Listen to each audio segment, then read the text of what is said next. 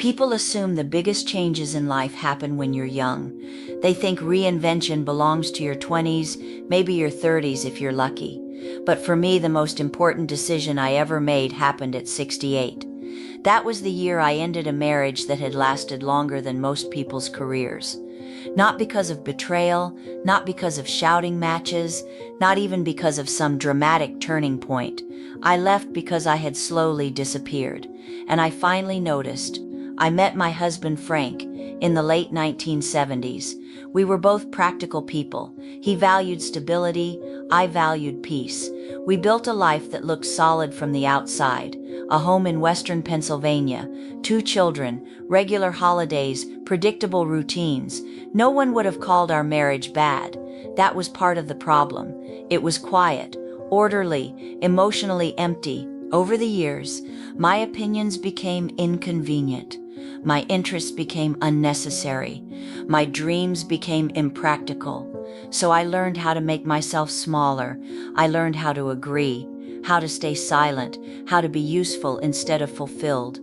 When our kids were young, I told myself it didn't matter. They needed stability more than I needed happiness. When they grew up, I told myself it was too late to change anything. Who starts over after 60?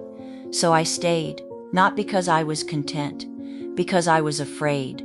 Then my body forced me to pay attention. At 67, a routine doctor's visit turned into a conversation about surgery and treatment. The word cancer has a way of making time feel very loud.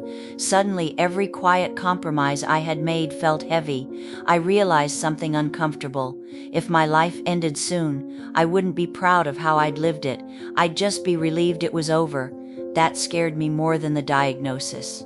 During recovery, Frank sat beside me in the hospital. He wasn't cruel, he wasn't unkind, he was simply distant, and I understood, with surprising calm, that this was how our life would always feel. So I changed it.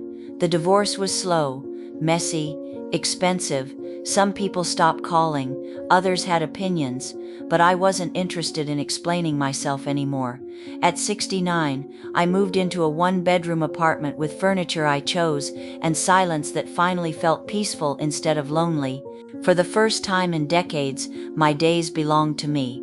I read what I wanted, ate what I liked, spent time with people who actually listened. I didn't suddenly become fearless, I just became honest. I'm 73 now.